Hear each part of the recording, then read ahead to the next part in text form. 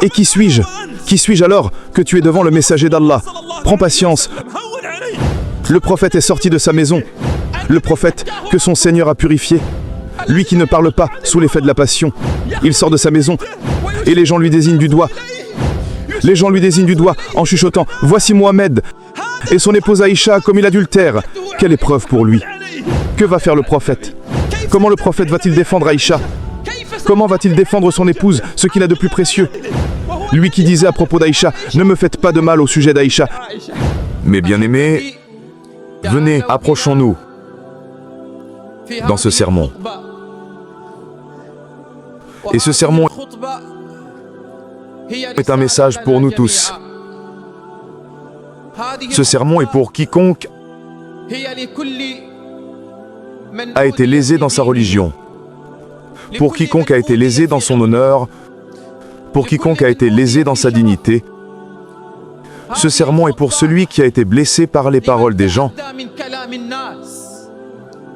pour celui qui a été blessé par les conversations des gens. Écoutez cette histoire qui nous est rapportée par la mère des croyants Aïcha, qu'Allah soit satisfait d'elle, et qui nous raconte comment les hypocrites l'ont offensée et comment ils ont accusé celui qu'ils ont accusé, l'épouse du plus grand des hommes, que la paix et les bénédictions d'Allah soient sur lui. Et ils ont accusé de quoi? Ils ont accusé, dans ce cas-là, de plus précieux, dans son honneur et dans sa dignité. Abu Bakr, le père de la mère des croyants Aïcha, a dit « Par Allah, aucune épreuve ne nous est passée à l'époque de l'ignorance, ni après l'ignorance, plus grande que cette épreuve que la mère des croyants Aïcha, qu'Allah soit satisfait d'elle, ait été lésée. Venez, puisons-en une leçon, une morale et des enseignements. Puisons-en une leçon, une morale et des enseignements. »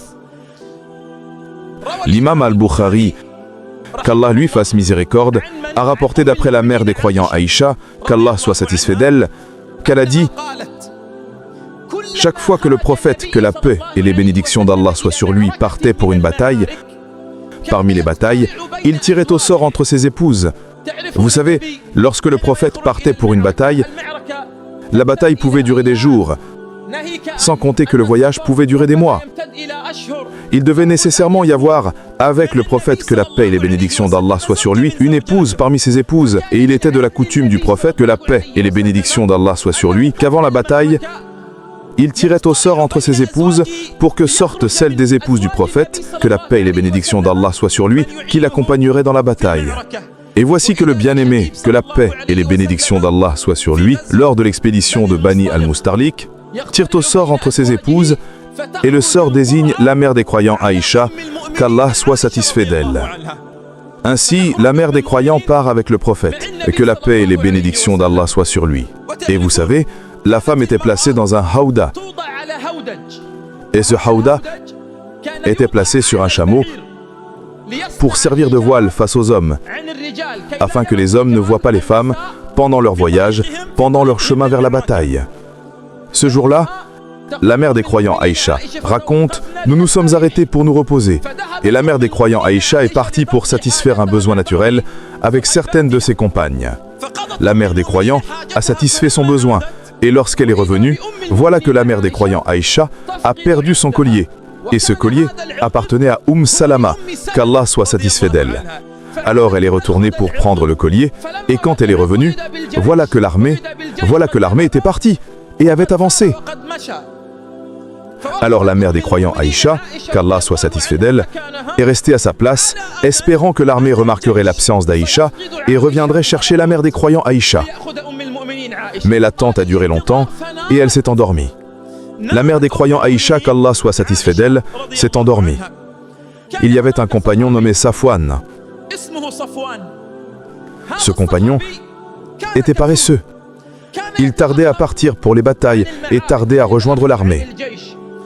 Les compagnons profitaient du retard de Safwan par rapport à l'armée pour qu'ils rapportent ce qui avait été perdu lors de leur départ pour la bataille ou leur retour de la bataille. Ainsi, il rapportait ce qui avait été perdu. Et ce jour-là, il était retardé pour la bataille. Et quand il est arrivé, il a vu la mère des croyants Aïcha, qu'Allah soit satisfait d'elle. La mère des croyants raconte, et voilà qu'il aperçut ma silhouette. Alors il a découvert le voile de la mère des croyants Aïcha. Il a découvert le voile de la mère des croyants Aïcha, qu'Allah soit satisfait d'elle. Elle dit, Safwan m'avait vu avant l'obligation du hijab. C'est-à-dire qu'il connaissait la mère des croyants Aïcha par ses cheveux. Il avait vu la mère des croyants Aïcha, qu'Allah soit satisfait d'elle, avant que le hijab ne soit obligatoire. Elle dit donc il me connaissait. Il dit, alors quand il m'a regardé, il m'a reconnu. Puis il a détourné son visage, puis il a dit quelques mots. Il a dit, il n'y a de force ni de puissance qu'en Allah. Certes, nous appartenons à Allah, et certes, nous retournerons sur le ciel. Puis il s'est tu. Elle dit, par Allah, il n'a rien dit d'autre. Puis il est monté sur le chameau. La mère des croyants dit, par Allah, il ne m'a pas dit de monter sur le chameau. Par pudeur de sa part. Par pudeur de Safwan. Elle dit, par Allah, il ne m'a pas dit de monter sur le chameau. Il dit, alors je suis monté sur le chameau, puis Safwan a monté, tournant le doigt à la mère des croyants Aïcha, qu'Allah soit satisfait d'elle. Puis ils sont partis. Puis Safwan a monté, tournant le doigt à la mère des croyants Aïcha, qu'Allah soit satisfait d'elle. Puis ils sont partis. Et le prophète, que la paix et les bénédictions d'Allah soient sur lui, est arrivé à Médine, sans savoir encore qu'il avait perdu la mère des croyants Aïcha. Parce que vous savez que les femmes étaient à l'arrière du prophète, que la paix et les bénédictions d'Allah soient sur lui. Ainsi le prophète ne l'a pas su, puis Safwan est arrivé, et lorsque Safwan est arrivé avec la mère des croyants Aïcha sur le chameau, voilà que celui qui a vu cette scène est Abdallah ibn Ubay ibn Saloul, qui est le chef de l'hypocrisie. Et voilà qu'il voit cette scène pour exploiter cette situation. On dirait Abdallah ibn Ubay ibn Saloul avec nos médias aujourd'hui, alors qu'il s'attaque aux prédicateurs, s'attaque aux cheikh, s'attaque aux gens de religion,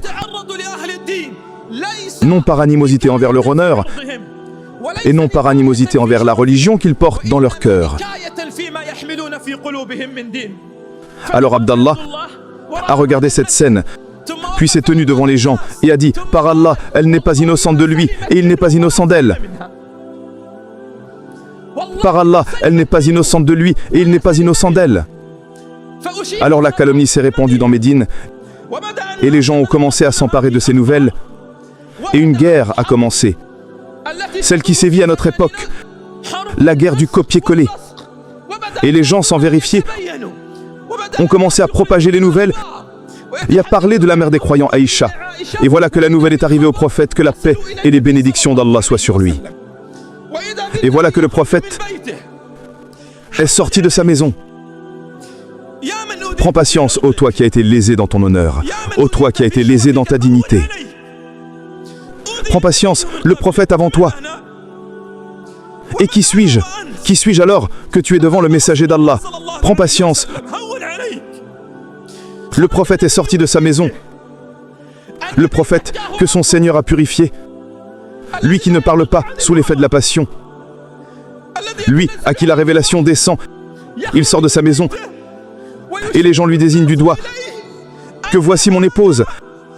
Elle a commis l'adultère. Les gens lui désignent du doigt en chuchotant, voici Mohamed. Et son épouse Aïcha a commis l'adultère. Quelle épreuve pour lui. L'angoisse a étreint le messager d'Allah. Le messager d'Allah. Mais qui? Et imagine avec moi que le seul... Dans chaque événement, la révélation descendait au prophète et informait le prophète. Et Allah, glorifié et exalté soit-il, apporté ces versets pour soulager le prophète. Sauf dans l'affaire de la mère des croyants Aïcha, la révélation a cessé pendant un mois. Que va faire le prophète? Comment le prophète va-t-il défendre Aïcha? Comment va-t-il défendre son épouse, ce qu'il a de plus précieux? Lui qui disait à propos d'Aïcha, ne me faites pas de mal au sujet d'Aïcha. Il disait toujours, ne me faites pas de mal au sujet d'Aïcha.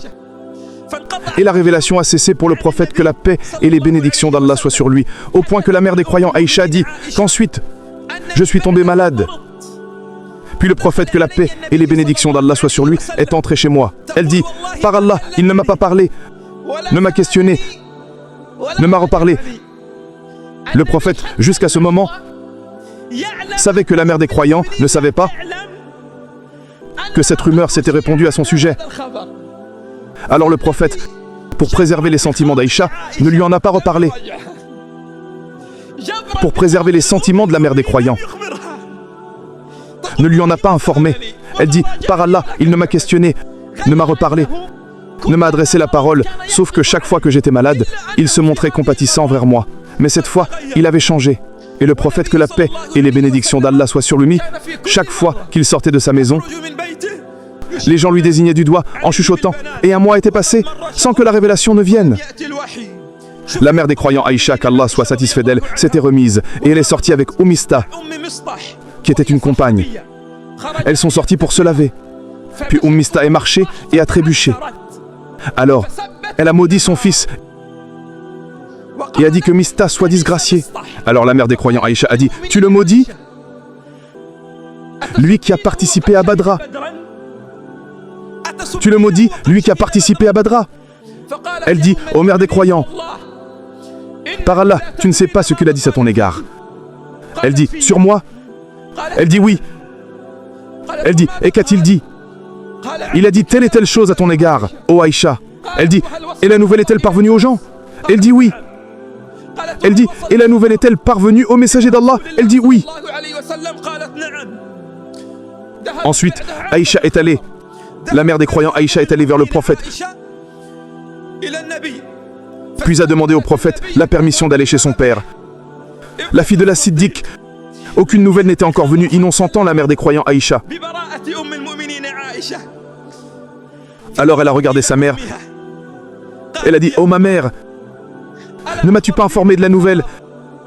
Et elle a dit, oh Aïcha, tu as des coépouses et nécessairement l'une d'elles a menti sur toi, alors prends patience. Puis il est entré chez Abou Bakr. Et Abou Bakr ne peut innocenter sa fille que par la descente de la révélation, que par le livre d'Allah, que par le livre d'Allah. Il ne peut pas. Elle a dit, oh mon père, oh Abou Bakr, tu m'as informé. Et voilà qu'Abou Bakr a éclaté en sanglots. As-Siddiq a pleuré, qu'Allah soit satisfait de lui. Puis le prophète, que la paix et les bénédictions d'Allah soient sur lui, a appelé Ali ibn Abi Talib et Oussama ibn Zayd. Ali, le mari de la fille du prophète Fatima, et Oussama est l'aimé, fils de l'aimé du prophète, que la paix et les bénédictions d'Allah soient sur lui. Et puis il les a fait asseoir. Il a dit, oh Ali, il a dit, oh Ali, as-tu vu du mal de Aïcha? Le prophète prend à témoin les compagnons au sujet de qui? Au sujet de son épouse. As-tu vu du mal d'Aïcha? Au sujet d'Aïcha. Il a dit, par Allah, je ne connais d'Aïcha que du bien. Il a dit, oh Oussama, as-tu su du mal d'Aïcha? Il a dit, par Allah, ô messager d'Allah, je ne connais d'elle que du bien. Tous ceux parmi les compagnons qui ont parlé d'Aïcha ont attesté de la vertu de la mère des croyants, Aïcha. Puis après cela, le prophète est allé chez Abou Bakr et s'est assis devant Abou Bakr et la mère des croyants, Aïcha, qu'Allah soit satisfait d'elle. Et voilà qu'après une longue attente, après un mois entier de silence, Le prophète, que la paix et les bénédictions d'Allah soient sur lui, s'est mis à parler. Il a regardé Aïcha et a dit, écoute, ô Aïcha, si vous avez péché, alors demande pardon à Allah. Si tu as été fautive, alors demande pardon à Allah.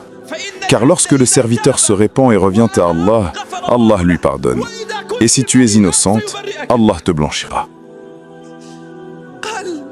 La mère des croyants, Aïcha, dit alors, j'ai essuyé mes larmes, puis j'ai regardé le messager d'Allah, et j'ai regardé mon père. Je ne pouvais pas répondre. J'ai regardé Abou Bakr, j'ai dit, ô mon père, réponds au messager d'Allah. Et Abou Bakr a dit, par Allah, je ne trouve pas de réponse au messager d'Allah. Puis j'ai regardé ma mère, j'ai dit, ô ma mère, réponds au messager d'Allah. Et sa mère a dit, par Allah, je ne trouve pas de réponse au messager d'Allah, que la paix et les bénédictions d'Allah soient sur lui. Et jusqu'à présent, la révélation n'était pas descendue. Puis Aïcha a dit, « Écoutez, je sais que cette rumeur s'est ancrée dans vos cœurs. » Puis elle a dit, « Si je suis innocente, et Allah sait que je suis innocente, vous ne me croirez pas. Et si je disais que je ne l'ai pas fait, et Allah sait que je ne l'ai pas fait, vous me croiriez. Mais je vous dis, comme l'a dit, et elle voulait dire, comme l'a dit Yarqoub. Et elle voulait dire, comme l'a dit Yarqoub. Mais Aïcha était jeune, 15 ans. Elle a oublié le nom de Yarqoub. De par l'intensité de la tristesse et de la douleur, elle a oublié le nom de Yarqoub. Alors elle a dit, par Allah, je ne vous dis que comme a dit le père de Youssouf. Par Allah, je ne vous dis que comme a dit le père de Youssouf. Alors belle patience, et Allah est celui dont je cherche l'aide. Belle patience, et Allah est celui dont je cherche l'aide contre ce que vous décrivez. Lorsque les épreuves t'accablent, et que les soucis deviennent immenses pour toi, et que, voilà les on-dit et les racontards, que ta devise reste, belle patience, et Allah est celui dont je cherche l'aide contre ce que vous décrivez. Si les gens t'ont accusé, s'ils ont menti sur toi, si l'ami, le proche, l'aimé, le frère t'ont délaissé, si les gens t'ont délaissé dans l'épreuve et que tu es resté seul, prends patience avec leur devise, belle patience, et Allah est celui dont je cherche l'aide contre ce que vous décrivez. Elle a prononcé ces mots, et voilà que le corps du prophète s'est mis à trembler. Et voilà que la sueur se mit à couler du visage du prophète, que la paix et les bénédictions d'Allah soient sur lui. Et ce sont les signes de la descente de la révélation. Ce sont les signes de la descente de la révélation.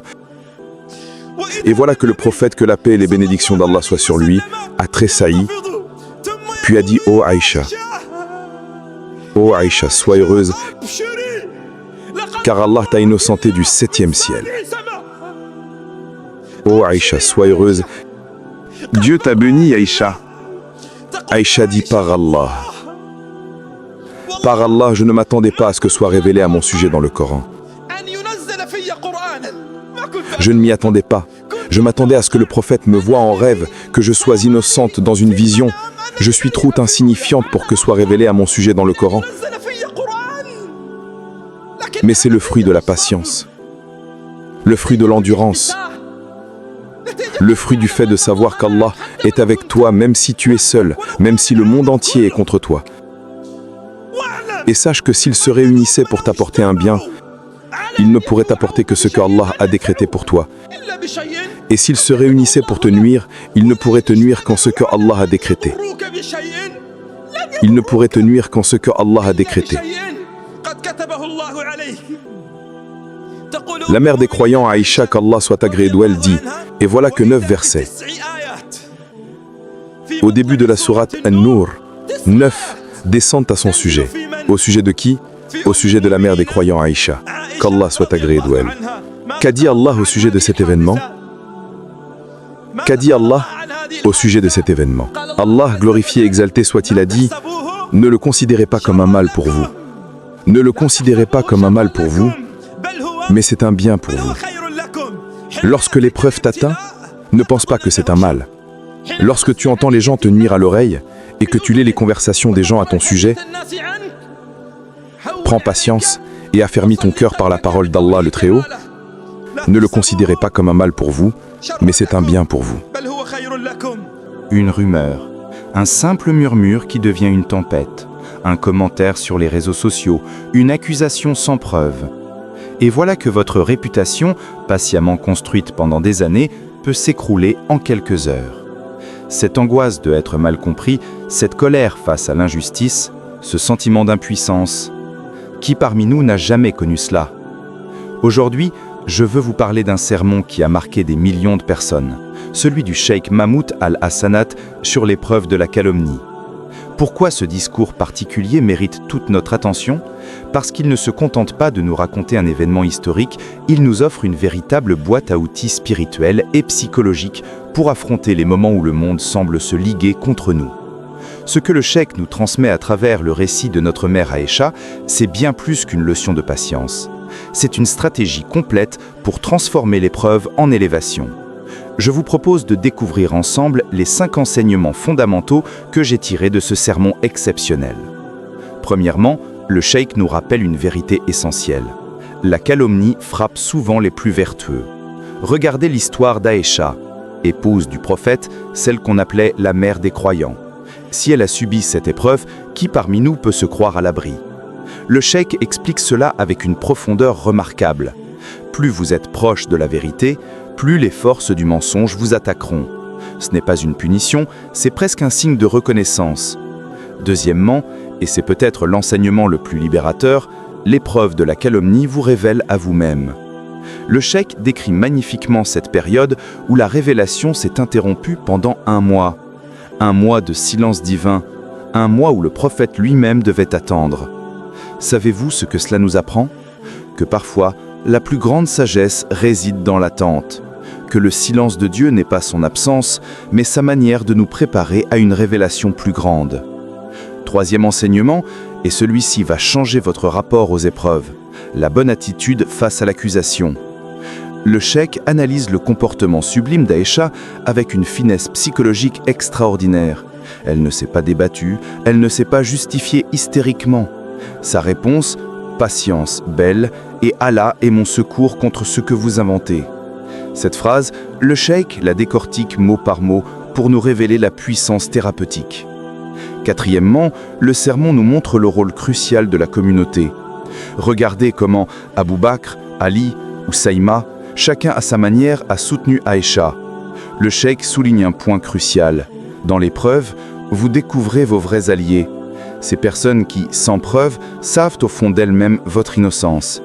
Cette leçon est vitale dans un monde où les relations sont souvent superficielles. Enfin, 5e enseignement, la délivrance divine suit toujours l'épreuve. Le cheikh décrit avec une émotion palpable ce moment où la révélation est enfin descendue, innocentant Aïcha de la manière la plus éclatante qui soit. Mais attention, et c'est là que l'analyse du cheikh devient géniale. Cette délivrance n'est pas venue quand tout le monde l'attendait. Elle est venue au moment parfait, enseignant que la justice divine a son propre timing, toujours plus sage que le nôtre. Ce que le cheikh Mahmoud Al-Hassanat nous offre à travers ce sermon, c'est bien plus qu'un récit historique. C'est un manuel de survie spirituelle pour notre époque. Dans un monde où les fake news se propagent à la vitesse de la lumière, où les réputations se construisent et se détruisent en un clic, les leçons de cette histoire deviennent plus pertinentes que jamais. La prochaine fois que vous ferez face à la calomnie, souvenez-vous des enseignements du cheikh. Souvenez-vous que votre valeur ne dépend pas du regard des autres, mais de celui d'Allah. Souvenez-vous que chaque épreuve contient en son sein une sagesse cachée. Souvenez-vous que comme pour Aïcha, la vérité finit toujours par triompher, même si le chemin pour y parvenir semble long et douloureux. Le serment du cheikh nous rappelle cette vérité éternelle. Aucune calomnie, si violente soit-elle, ne peut atteindre l'âme de celui qui place sa confiance en Allah. Votre honneur est dans les mains de celui qui connaît la vérité de vos cœurs. Et ça, personne ne pourra jamais vous le prendre. لو احنا الدم تاخندا واستولوا الاغلينا ندا اين اله